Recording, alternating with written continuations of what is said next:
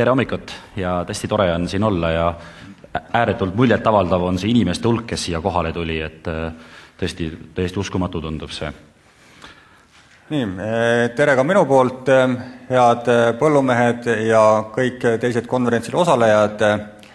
Teema on meil suhteliselt ambitsioonikas antud, sissejuhatuses nimetati mind ka eksperdiks, ehkki ma arvan, et siin saalis teie hulgas on tunduvalt suuremaid eksperte nii teravilja tootmise kui ka turustamisalal nii kvaliteedi kui ka mahtude osas.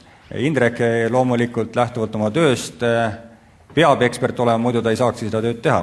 Ja ma usun, et nende teemade lahkamisel anname võimaluse kõigepealt Indrekul rääkida sellest, kuidas see lähtuvalt tema tööst ja tema kogemusest on, ja siis ma püüan oponeerida lähtuvalt siis igapäevasest põllumehe kogemusest. Selle eksperdi jutu kohta ütles Indrek Neivelt aastal 2009 juba hästi, et kui on trendide murdumise aeg, siis on analüütilisest mõtlemisest väga vähe kasu. Ja minule isiklikult tundub, et praegu on põllumajanduses täielik trendide murdumise aeg. Kohe uurime järgi, kuidas see masin siin töötab. Jah, mina olen ka sellest palju kuulnud, et ma vaatasin ka enne siia tulekut järgi, et meil oli õnnestus saada selline ülevaade, kui palju on Eesti ettevõtted, Eesti eksportijad müünud vilja ette ja fikseerinud siis vilja hinda ette, sest see mehhanism, kuidas ta praegu Eestis toimib, on nii, et kui põllumees fikseerib kokkuostjaga hinna ette, siis kokkuostja üldjuhul fikseerib siis oma kliendiga, kellele ta vilja on müünud ette. Ja Eesti on müünud ette vilja ja rapsi kokku aastal 2008 saagist 50 000 tonni circa, 2009 saagist 80-90 000 tonni, see on kõik, mis on enne saaki müüdud, ja siis 2010 saagist kuskil 120-130 000 tonni. Ja praeguse seisuga, seda ei ole nüüd ka, on Eestist fikseeritud hinda uuele saagile, mis on meie hinnang kusagil võib-olla 15 000 tonni juba. Ja minu enda arvamus selle kohta on väga lihtne, et see on hästi hea, et põllumeestel on võimalus ja tootjal on võimalus seda hinda ette fikseerida ja ka tagantjärgi nii, kuidas keegi ise soovib. Loomulikult selle süsteemi nõrkused on inimlik hasart ja selline riskitunnetus igal inimesel erinev. Aga teeks ühe sellise testi, et kui palju oli neid, kes aastal 2010 vilja hinda ette ei fikseerinud? Et olge hääd, andke käega märku. Kes ei fikseerinud, mitte ühtegi ei rapsi ega teravilja. Kuidas tundub? Suhteliselt vähe. Aga siis teiselt poolt peaks kohe küsima, et palju fikseeris, äkki saate ka märku anda, et ükskõik mida. Et kes fikseeris, kas rapsi või teravilja? Paistab, et ikka kõik käed on nüüd üles tõusnud vähemasti. Jah, mulle tundus 60% fikseeris ja 40% siin saalist fikseeris. Pigem jah, ütleme 80-20. Okei. 10 kevadel oli vilja hind koos 20. Jah, aga ütleme, fikseeriti ka juulis ja mõned fikseerisid isegi veel päris augusti alguses. Tegelikult sa ei saa öelda, et see on viga, et kui sa müüd oma vilja ära ja hind hiljem tõuseb, et see ei ole alati viga. See sõltub sellest, millise info põhjal sa langetad otsuse müüa. Ja kui käesolev info ütleb, et müü midagi ette ära, siis tuleb midagi ette ära müüa. Ja teistpidi on täpselt samasugune loterii või kasiino on see, kui osta ära sisendid ja jätta kogu hind sügiseks lahti. Et ma arvan, et minu enda arvamus on see, et kui nüüd näiteks kas või tänane situatsioon, et kui me räägime uuest saagist, panemegi võib-olla selle ajapuudusele äkki järgmise küsimusega kokku, et kõigil on paberites olemas see järgmine küsimus ka, et tuleks lähtuda tegelikult kahest asjast. Järgmise saagi hind on selgelt kasumlik, ükski sisend ei suuda nii palju tõusta, et see järgmise saagi tänane hind oleks nagu kuidagi kahjumlik. Et selge see, et selle najal on puht ratsionaalne on midagi ära fikseerida.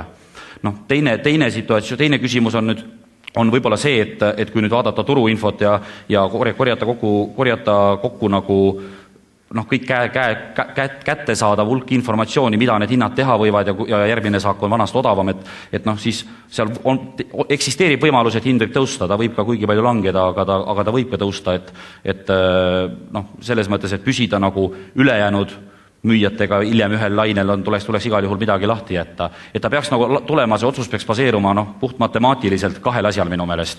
Ta peaks olema puht nagu kulu-tulu arvutus, et kui sa näed, et sul ikka paistab korralik kasum, et mina magaksin paremini, kui mul oleks mingi hind lukus praegu uueks saagis. Ja üks sõna veel, ja teine asi on siis see nii-öelda ootusturu kohta. Jah, eks paraku nii ta on, et põllumeestena on meie kõige suurem viga see, kui me laseme oma ettevõtte pankrotti. Et see on nagu selge definitsioon, et kui enam raha ei ole, et siis on tehtud suuri vigu, milline neist kõige suurem oli, on raskem öelda. Ja seetõttu peame igapäevaselt lugema siis oma kulusid ja tulusid, see, mis seal vahe on, nii kaua kui nüüd on plussis, et me saame oma igapäevaseid kulutusi sellega katta, et nii kaua oleme õigesti ja hästi majandanud. Loomulikult on selge, et me peame vaatama seda kulude poolt, mida me ostame ja kuidas me seda oma ettevõtluses kasutame, et siis võimalikult hästi oma mulda, oma masinaid ja inimesi väärindada ja sellest midagi teenida. Ja teenimise poole siis tuleb sellest, kui me oma saaki müüme, ja sõltub nii sellest saagi kogusest, mida oleme saanud, ja saagi hinnast. Nüüd saagi hinna fikseerimine, millest me räägime, et kas see on jälle viga või mitte, et sellega me tõenäoliselt mingil määral teeme endale kindlustust edaspidiseks ja eelmise aasta selline kõige valusam kogemus oli see, kui me fikseerisime ette neid koguseid, mida me tegelikult põllu pealt ju ei saanud. Et need, kes said tegelikult vähem saaki, kui oli eelnevalt ära fikseeritud, see oli tõenäoliselt kindlasti viga. Üks minu kogemus, võib-olla selline 10 või 15 aasta tagune, mida Ameerika farmer ütles, et tema müüb ette ära umbes kolmandiku saaki enne külvamist. Täiesti, julmalt turuprognoosi peale. Ja umbes kolmandiku müüb ta siis, kui on juba põldudel saak on olemas, alge on olemas ja on juba selgem ka see, et kui palju seda kogust võib tulla, millega üldse opereerida saab. Aga et kolmandik on selline, mida ta ei müü ette just nimelt selleks, et kindlustada ennast ilmastikust tulenevat riskide vastu. Et suurusjärgus on võib-olla selline 30-40% selline saagilangus või saagikadu, mida põllumees ise ei saa kuidagi ei hea agrotehnikaga ega keemiatega muuta, vaid mille panebki meie peaaktsionäärselt ülevalt paika. Ja sellega me peame tahes-tahtmat arvestama, me ei tohi olla liiga optimistlikud kunagi. Jah. Siin on veel üks huvitav tendents, mis on selle ette fikseerimisega käinud kaasas. 2000, selle aeg oli siis umbes praegu 3 aastat tagasi. Paar päeva enne lihavõtteid 2008 olid viljahinnad eelmine kord absoluutses tipus. Ja oli võimalik, ma mäletan, oli võimalik uue saagi söödanisu müüa ette ära hind kodus 215 €. Ja ma kõik, kes kokkuostuga siin saalis tegelevad, võivad kinnitada, et mitte ühtegi tonni ei fikseeritud. Nüüd 2000, need, kes ei fikseeri, need said hiljem 140 € selle sama söödanisu eest ja 2009 siis, ma ei tea, kusagil 100 €. Aga kui nüüd hinnad kukkusid alla, siis hakati tasemetel kroon 60, kroon 70 ja kroon 80 suurenes see nii-öelda põllumeeste ettemüümise maht oluliselt. Ehk siis, ja täna me oleme tagasi jälle situatsioonis, kus jälle paistab sulle kõrge sügisene hind ja jälle ei fikseerita eriti, et see on aeglane. Ja ma arvan, võib-olla see küsimus on pigem Jüri Ennetile, et miks see nii on, aga ta tundub mulle kuidagi imelik, sest loogiline oleks ju vastupidi, et sa müüd siis, kui hind on kõrge ja ei müü siis, kui hind on madal. Aga et kas see sinu meelest peaks ka olema natuke nagu vastupidi?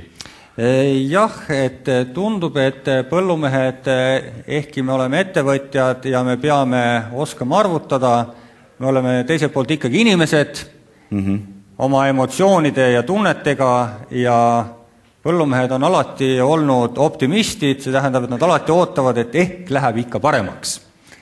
Ja see on võib-olla see põhjus, miks me ei kiirusta seda hinda ette fikseerima heal ajal, aga kui on halb aeg, et siis on näha, et me peame nii-öelda kindlustama oma tagala, et see asi nagu päris kõige hullemaks ei lähe, et me sellest nii-öelda oma nendest kuludest asjadest ikkagi peame kuidagi jagu saama. Nii et kaotuse vältimine on olulisem kui võit, et vastus sellele jah, et kui ma alustasin sellega, et kõige suurem kaotus on see, kui me oleme nii palju miinuses, et me ei suuda enam oma tegevust edasi teha, et seda me kindlasti peame vältima ja ega põllumajandusega vist keegi ei tegele sellepärast, et siit sellist hästi suurt maksimaalselt sadadesse protsentidesse ulatuvat tulu saada, et loomulikult see on meile vajalik, aga tõenäoliselt siin saalis viibijate puhul ei ole see kindlasti mitte ainueesmärk. Kas sina fikseeriksid praegu uut saaki? Kas sina müüksid tänaste hindadega uut saaki ette? Pean tunnistama, et ma olen juba fikseerinud ühe koguse rapsi.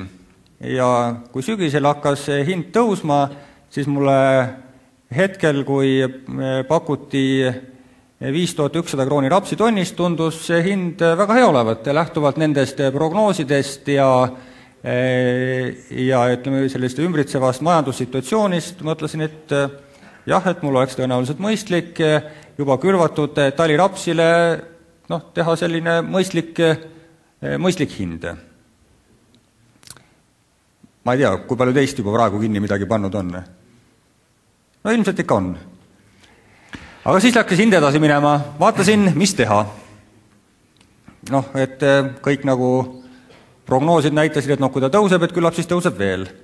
Ja ega siis muud üle ei jäänud, kui jõudsin oma loogikaga selle kulude-tulude sellise skeemi või bilansi peale ja kindlustasin oma tulu või nii-öelda kulude väiksust sellega, et tellisin ja ostsin kohe ära uue aasta väetised. Sest loogika on see, mida me kõik oleme näinud juba 2007-2008, kui toodanguhind tõuseb, siis tsiteerides Mark Twaini, amoraalne on põllumeestele jätta nende raha, küllap siis tõstetakse ka kõikvõimalike sisendite hindu. Ja farmlandi väetiste müüjad võivad kinnitada, et see loogika on siiamaani pidanud paika. Me tegelikult, ma arvan, et me saame ka selle küsimuse natukene põimida sellesse eelmisesse teemasse. Et minu arvamus, mis seal kirjas on ka, on selge on see, et kui mina olen tootja ja siis mina fikseerin rohkem, natuke võtan suurema riski, müün ette kogu oma vilja ja ma ei saa seda saaki, et siis loogiline on see, ja õiglane, et ma korvan selle kahju, mis ma sellega tekitan. Muidugi, hästi põnev küsimus, mis ma tahaksin kõigile pea sisse süstida. Ütleme, et te müüte täna uut saaki ette. Eestis tuleb ikaldus, ja te ei saa seda saaki, mille te olete ette müünud, aga hinnad langevad. Mis siis saab? Te küsite raha tagasi kokkuostjalt. Et see on läbikäimata olukord Eesti siis kokkuostus veel minu meelest. Aga vaata nüüd, ma tahan seda sama asja ütelda, et tegelikult, ütleme, kui võtamegi tänase olukorra, et sul on sina oled kokkuostja, mina olen põllumees, mina müün kogu oma rapsi sulle täna maha, sügisel tuleb samasugune ikaldus nagu sel aastal, mul seda rapsi pole, aga mujal maailmas on saak okei ja mida ma saan teha, tegelikult ma võtan selle rapsi naabrimehelt ja tarnin sulle ikkagi ära ja ostan temalt odavamalt ja tegelikult ma juba isegi võidan sealt raha. Et kas selline käitumine on nagu põllumehelt on okei? Kui nüüd vaadata jälle sellist võib-olla põllumeeste hingelu või mõttelaadi, siis nii palju kui mina olen kõikide teiega rääkinud ja alles ise üks põllumees, siis ega põllumehed on oma suhtumises tegelikult üdini ausad ja kohusetundlikud. Et jah, tsiteeridi sellist eelmi filmikunsti klassikat, kuidas oli, et meri möörapulli ei salli, et ega loodus samamoodi ei lase meil niimoodi hüppelda kogu aeg ühest kohast teise ja tuleb olla selline tasakaalustatud ja oma tegevustes järjekindel. Ja ma usun, et nui neljaks, nii palju kui vähegi võimalik oli, neid lepinguid ikkagi ka eelmisel aastal täideti. Vaatamata sellele tegelikult sellega kanti kahjusid ja paljudel juhtudel oleks tõenäoliselt olnud isegi odavam need leppetrahvid ära maksta.